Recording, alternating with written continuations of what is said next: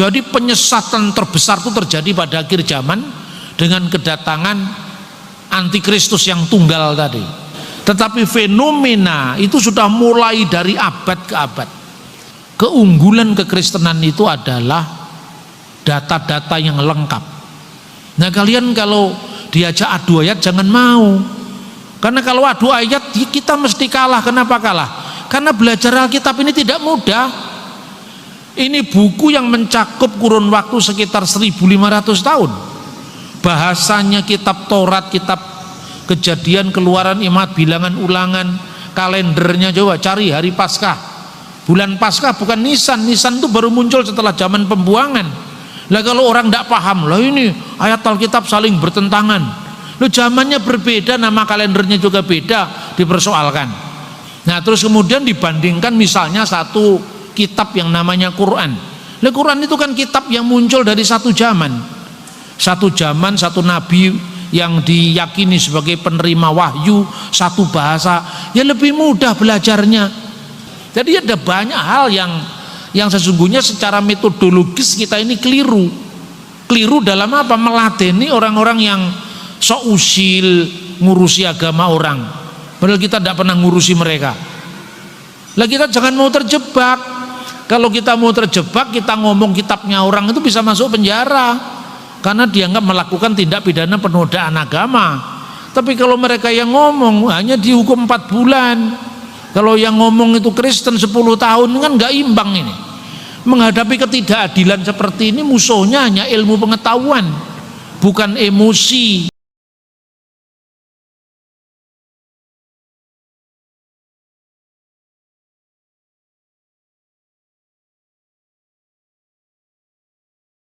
Ibu, saudara-saudara, untuk mendasari perbincangan kita tentang ajaran-ajaran yang menjadi fenomenal pada zaman akhir, kita bisa membaca firman Tuhan dari 1 Yohanes pasal 2 mulai dari ayat yang ke-18. Anak-anak, jadi saya akan membaca dari Alkitab terjemahan baru edisi 2 Lembaga Alkitab Indonesia. Nanti kadang-kadang ada sedikit penekanan yang berbeda, tapi silakan dibandingkan dengan TB edisi pertama, ya ini TB edisi kedua. Anak-anak, inilah waktu yang terakhir, dan seperti yang telah kamu dengar bahwa antikristus akan datang. Sekarang telah bangkit banyak antikristus, dan hal inilah yang kita mengetahui bahwa waktu ini benar-benar waktu yang terakhir. Memang mereka berasal dari kita, tetapi mereka bukan bagian dari kita. Sebab jika mereka bagian dari kita, tentu mereka tetap bersama kita. Tetapi hal itu terjadi supaya nyata bahwa mereka semua bukan bagian dari kita. Namun kamu telah beroleh pengurapan yang dari yang kudus, yang dengan demikian kamu semua mengetahuinya. Aku menulis kepadamu bukan karena kamu tidak mengetahui kebenaran, tetapi justru karena kamu mengetahuinya, dan karena kamu juga mengetahui bahwa tidak ada dusta yang berasal dari kebenaran. Siapakah pendusta itu? Bukankah dia yang menyangkal bahwa Yesus adalah Kristus? Inilah antikristus, yaitu dia yang menyangkal baik Bapa maupun Anak. Sebab siapa yang menyangkal Anak, ia tidak memiliki Bapa. Siapa yang mengakui Anak, ia memiliki Bapa. Adapun kamu, apa yang telah kamu dengar sejak semula harus tetap tinggal dalam kamu. Jika apa yang telah kamu dengar sejak semula itu tetap tinggal dalam kamu, kamu akan tetap tinggal dalam Anak dan di dalam Bapa. Inilah janji yang telah dijanjikannya sendiri kepada kita, yaitu hidup yang kekal. Nah, saudara-saudara, teks ini sebetulnya terkenal sekali, ya, dikaitkan dengan fenomena pengajaran sesat pada akhir zaman. Dan itu dalam surat Yohanes yang pertama pasal 2 ayat 18 itu ditengarai tentang seorang antikristus yang akan datang. Seorang antikristus akan datang, berarti belum datang. Ayat ini ditulis oleh Rasul Yohanes ketika beliau dalam masa-masa tuanya berada di kota Efesus. Jadi itu ketika dia menghadapi banyak ajaran yang merongrong gereja. Namun di sini ada dua penekanan. Yang pertama, seorang antikristus, berarti belum datang, akan datang. Tapi sekarang ini artinya pada masa Rasul Yohanes sudah banyak antikristus. Inilah tandanya bahwa ini adalah masa-masa yang akhir. Jadi ada dua antikristus di situ. Antikristus dalam bentuk tunggal, seorang antikristus yang akan datang. Tapi sejak zaman Rasul Yohanes itu sudah mulai ada antikristus yang sudah mengganggu pengajaran para rasul. Dan ayat berikutnya setelah ayat 19 menggunakan kata mereka. Berarti yang dimaksudkan mereka ini kan kata jamak kan, berarti antikristus tadi. Ya, tidak secara khusus merujuk kepada antikristus yang akan datang, yaitu antikristus besar itu. Nah, kita selama ini di gereja kan, khususnya di gereja karismatik itu kan takut sekali dengan angka 666, ya kan. Yang ditekankan itu yang eskatologi itu.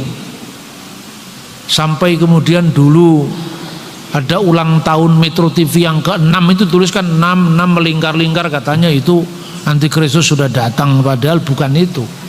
Kita lupa bahwa sesungguhnya yang real terjadi, karena ini yang sedang terjadi sejak zaman para rasul, itu adalah gangguan para antikristus. Dan itu nampak dari fenomena pengajaran sesat. Nah, pertanyaannya, pengajaran sesat apa yang diawali pada sejarah gereja? Satu. Kedua, apa ciri-ciri antikristus itu secara etimologis, asal usul kalimatnya, dan secara teologis kira-kira seperti apa bentuk penyesatannya itu. Dari rangkaian ajaran sesat di abad 2 awal ini, abad ketiga, abad keempat, nanti kemudian gereja melakukan konsili. Konsili itu sebetulnya juga memberantas ajaran-ajaran sesat itu. Konsili yang pertama dilakukan gereja-gereja sebelum perpecahan itu konsili Nisea. Ketika gereja diganggu oleh ajaran Arius yang menyangkal keilahian dan ketuhanan Yesus, itu tahun 325. Lalu muncul lagi konsili Oikomenes yang kedua tahun 387, membahas ajaran tentang Allah Tritunggal. Lalu muncul lagi ketika pribadi Kristus diperdebatkan, maka gereja tiba pada kesimpulan Kristus itu sepenuhnya Allah sebagai firman Allah dan sepenuhnya manusia ketika dia turun ke dunia menjadi putranya Bunda Maria. Muncullah konsili Efesus yang waktu itu menghadapi ajaran Nestorius. Ajaran itu muncul ya kemudian dari tahun 341. Lalu masih ada yang berikutnya lagi, peristiwa Kalsedon dan seterusnya 451 sampai gereja modern. Jadi artinya jauh-jauh hari Rasul Yohanes sudah memberikan sinyal bahwa pada masanya itu sudah mulai muncul penyesatan. Lah, lalu cirinya apa sekarang? Pertama kita lihat secara secara etimologis ya, dalam ulasan gramatikal eksegesi itu adalah kata dajjal, dajjala, dagala. Jadi antikristus itu bahasa Yunani. Itu sebenarnya terjemahan dari bahasa Aramaik. Bahasa Aram itu bahasa yang dipakai Tuhan Yesus sehari-hari. Itu Mesiha dagala. Jadi Mesiha itu bahasa Ibraninya Ha-Masiyah. Di bahasa Aram untuk kata sandang tetap itu di belakang. Jadi Masiha artinya de Mesiah atau Ha-Masiyah. Kalau bahasa Ibrani kata sandang tetap itu di depan, kalau bahasa Aramaik kata sandang tetap di belakang. Jadi Mesih ditambahi A, jadi Mesiha itu artinya Ha-Masiyah, Al-Masih. Lalu dagala itu artinya ada dua. Kalau kita membaca di dalam Matius 24 ayat 24, di situ diterjemahkan dengan pseudo Kristos. Pseudo itu artinya palsu. Kristus palsu. Tetapi dalam 1 Yohanes pasal 2 itu diterjemahkan anti Kristus. Jadi anti itu melawan. Makanya ciri antikristus itu memalsu atau meniru sekaligus melawan. Nah, mari kita cari sendiri. Kira-kira kekuatan besar apa di dunia ini yang meniru kekristenan sekaligus memalsu kekristenan. Nah, banyak orang-orang Protestan yang menerima warisan konflik abad lalu. Antikristus itu Katolik, gitu, tidak ada hubungannya. Wong Katolik itu sepanjang zaman memuliakan Tuhan Yesus. Soal terjadi perbedaan penafsiran itu kan tidak mengganggu ajaran utamanya. Katolik ditolak tapi kelompok-kelompok bidat-bidat baru malah diterima. Bener nggak? Ini sering muncul. Makanya saya itu kalau ngomong itu kadang-kadang ya vulgar itu supaya tidak ada dusta di antara kita. Ya kan? Jelas itu antikristus itu cirinya melawan sekaligus memalsu. Nah, kita bisa meneliti itu. Pertama kali, ciri antikristus yang meraga atau mengambil tubuh secara wadak, secara fisik dalam bentuk ajaran-ajaran sesat, itu mereka asalnya dari kita, tapi karena tidak benar-benar, ya artinya mengikuti ajaran yang benar, akhirnya dia terpisah dari kita. Itu ajaran bidat maksudnya di situ. Nah, bidat itu cirinya yang pertama itu tadi, memalsu atau meniru, dan yang kedua itu adalah ajaran yang melawan. Jadi kalau Anda menghadapi sebuah ajaran yang terang-terangan melawan kan mudah menghadapinya. Ya toh? Misalnya kalau bicara tentang ateisme yang agresif melawan kekristenan, itu kan jelas ini orang yang tidak bertuhan kan mudah sekali melawannya. Tapi kalau kami juga pengikut Yesus, kami lebih tahu dari ajaran Yesus, kami menyempurnakan ajaran Yesus, kan lebih sulit mengakunya ikut Yesus kok. Lah ini yang terjadi. Jadi memalsu dan meniru, tapi sebenarnya dia melawan inti kekristenan. Nah, kita kan bisa melihat dari sejarah. Pada zaman abad-abad awal, itu gereja sudah menghadapi ajaran sesat ini. Yaitu apa? Gereja yang memisahkan Yesus dari Kristus. Ini bukan gereja, komunitas, sorry. Yesus itu kan sosok kemanusiaan yang lahir ke dunia itu kan. Makanya malaikat berkata, anak yang dilahirkan itu akan disebut Yesus, karena dia akan menyelamatkan umatnya. Jadi Yesus itu bukan nama Allah. Yesus itu nama kemanusiaan firman yang menjadi manusia. Nah, lalu Kristus itu artinya yang diurapi, dia yang diurapi. Itu makna yang sesungguhnya. Karena yang memaknai itu orang Yahudi, maka setiap raja yang diurapi Tuhan namanya Masiah. Masyah itu yang diurapi dengan minyak.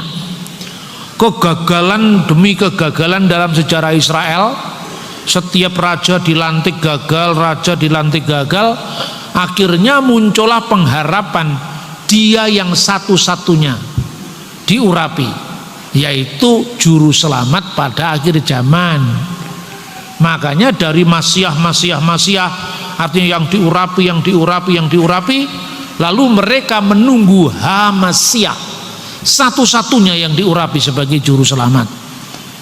Kira-kira seperti itu munculnya kata Masyah itu. Tapi oleh orang Gnostik itu ajaran sesat yang tidak bisa diverifikasi ajarannya itu benarnya dari mana, subjektif sekali. Pokoknya dia menerima wahyu yang menyempurnakan, itu ciri ajaran Gnostik dan tidak bisa di cross check secara historis.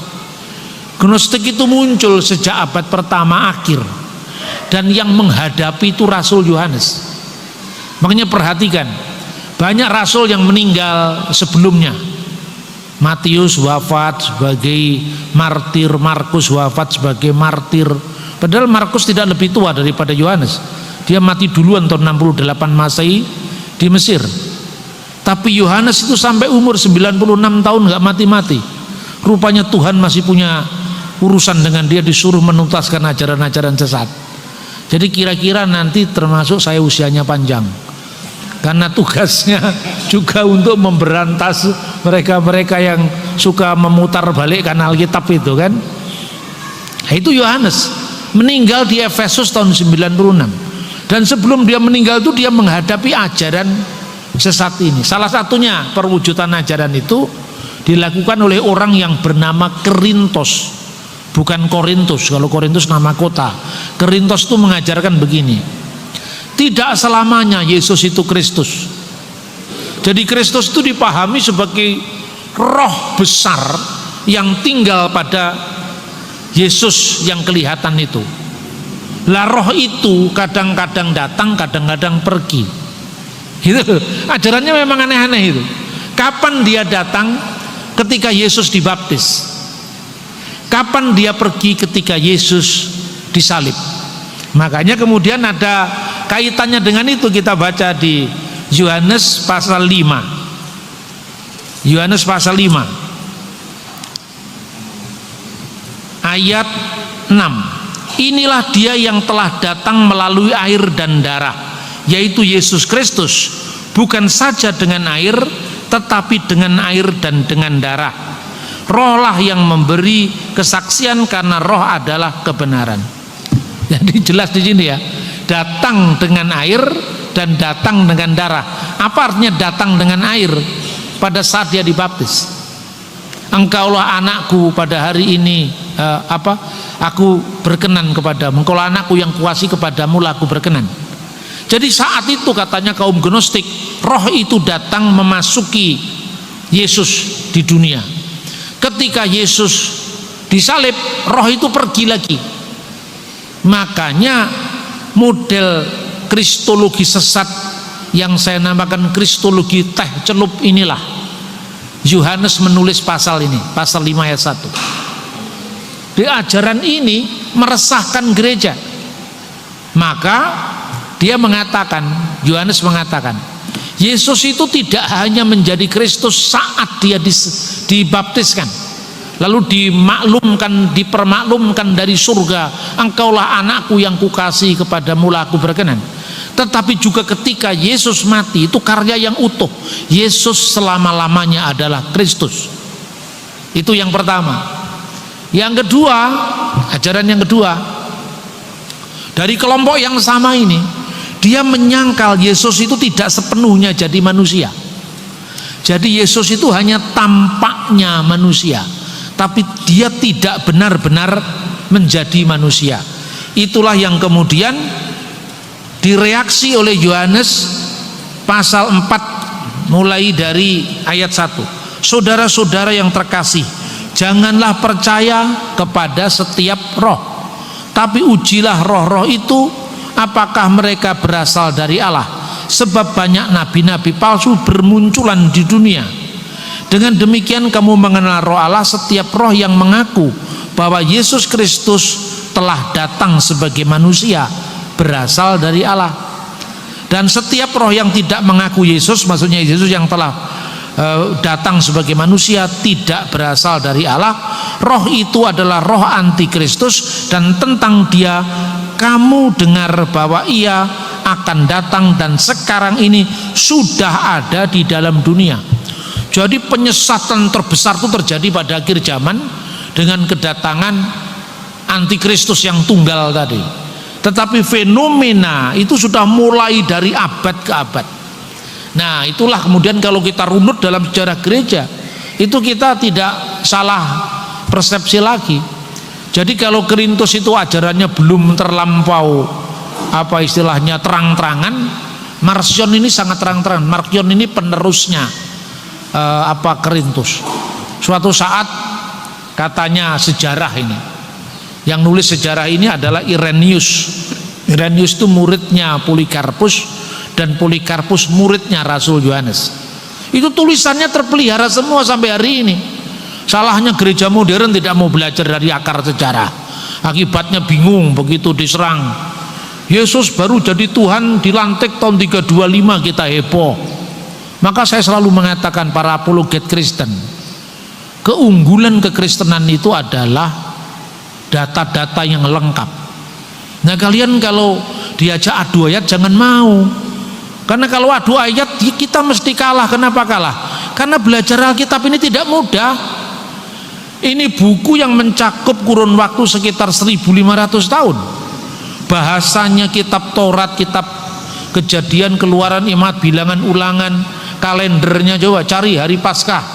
Bulan Paskah bukan Nisan. Nisan itu baru muncul setelah zaman pembuangan. Lah kalau orang tidak paham, lah ini ayat Alkitab saling bertentangan. Loh, zamannya berbeda, nama kalendernya juga beda, dipersoalkan. Nah, terus kemudian dibandingkan misalnya satu kitab yang namanya Quran. Nah, Quran itu kan kitab yang muncul dari satu zaman, satu nabi yang diyakini sebagai penerima wahyu, satu bahasa, ya lebih mudah belajarnya, ya kan? Kalaupun belajar sejarah cukup sejarah abad ke-7. Kalau belajar arkeologi cukup arkeologi zaman Nabi Muhammad. Lah ini apa arkeologi zaman Romawi cocok untuk masanya Daniel, cocok untuk masanya Musa. Itu berbeda-beda. Coba mene tekel urfasin itu bahasa apa? Itu nggak ada dalam bahasa Ibrani, nggak ada dalam bahasa Aram, nggak ada dalam bahasa itu bahasa Persia. Kenapa bahasa Persia? Karena waktu itu konteksnya pembuangan Babel. Itu loh saudara-saudara. Jadi ada banyak hal yang sesungguhnya secara metodologis kita ini keliru. Keliru dalam apa? Meladeni orang-orang yang sok usil ngurusi agama orang, padahal kita tidak pernah ngurusi mereka. Lah kita jangan mau terjebak. Kalau kita mau terjebak, kita ngomong kitabnya orang itu bisa masuk penjara karena dianggap melakukan tindak pidana penodaan agama. Tapi kalau mereka yang ngomong hanya dihukum 4 bulan. Kalau yang ngomong itu Kristen 10 tahun kan nggak imbang ini. Menghadapi ketidakadilan seperti ini musuhnya hanya ilmu pengetahuan, bukan emosi. Ya, jadi strategi militansi aja nggak cukup. Militansi tanpa strategi adalah kekalahan. Makanya kita jangan menjadi petinju yang sembarang memukul. Nah, kembali kepada antikristus tadi. Jadi cirinya antikristus yang dihadapi oleh generasi kemudian itu dikembangkan. Siapakah roh antikristus itu? Yang telah menyangkal Yesus telah datang jadi manusia. Ya, berarti itu ajaran apa itu? Gini loh kira-kira kalau ngomong lebih dalam lagi ya. Zaman sebelum kekristenan muncul di bumi ini, dunia waktu itu sudah diisi dengan berbagai spekulasi melalui filsafat Yunani. Ya, ini saya ngomong sekilas saja supaya tidak panjang lebar. Karena ini terkait dengan ketuhanan Yesus yang katanya mengambil alih filsafat Yunani, ketuhanan Yesus yang katanya pagan. Rata-rata orang yang mau begitu juga nggak ngerti filsafat, nggak ngerti teologi, nggak ngerti sejarah lagi. Jadi kalau sekedar otak-atik ayat, ngapain kita harus ngomong agama orang? Ya. Jadi ada dua filsafat yang ekstrim bertentangan satu sama lain. Satu yang disebut filsafat Parmenides. Filsafat ini mengajarkan bahwa realitas atau keberadaan ini sifatnya tunggal, tidak terbagi, tidak berubah. Segala sesuatu itu tetap tidak berubah. Hanya misalnya kalau satu panah sekarang di sini, pada waktu detik kesekian dia ada di sini, pada waktu ini dia melesat di sana. Panahnya ini tetap sama, hanya waktu yang membuat dia berada di tempat yang berbeda. Nah itu yang begini nih, memang kalau kita tidak ngerti pun juga nggak apa-apa, tapi paling tidak jangan awam. Musuhnya dari filsafat ada ala Parmenides itu adalah Heraklitos. Heraklitos itu mengatakan begini, segala sesuatu itu berubah. Satu-satunya yang tidak berubah adalah perubahan itu sendiri. Jadi semuanya itu berubah. Karena itu dunia itu semuanya berubah, tidak ada yang bisa dijadikan rujukan, semuanya nisbi. Dua filsafat yang saling bertentangan itu didamaikan oleh Plato. Plato mengatakan Epimenides benar, Parmenides benar, Heraklitos juga benar.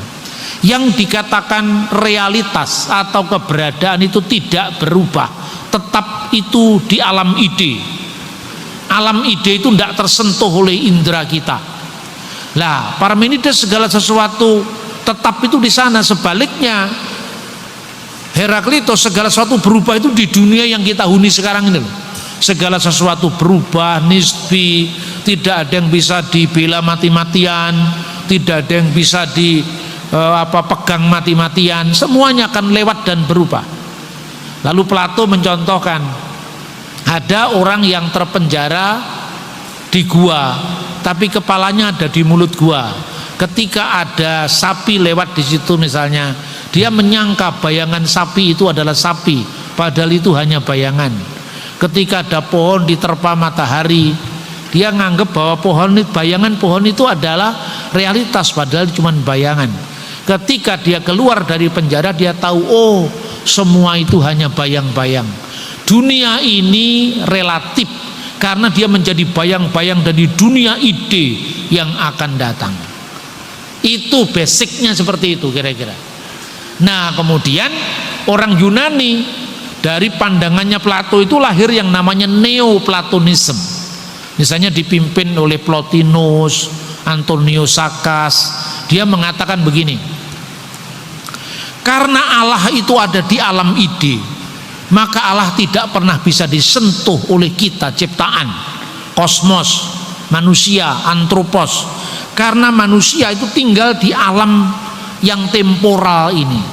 Sementara Allah itu ditinggal di dunia ide yang tak terseberangi. Untuk berkomunikasi tidak mungkin, karena itu tidak terseberangi, tidak terjembatani. Makanya ada yang menjembatani. Itulah yang disebut logos.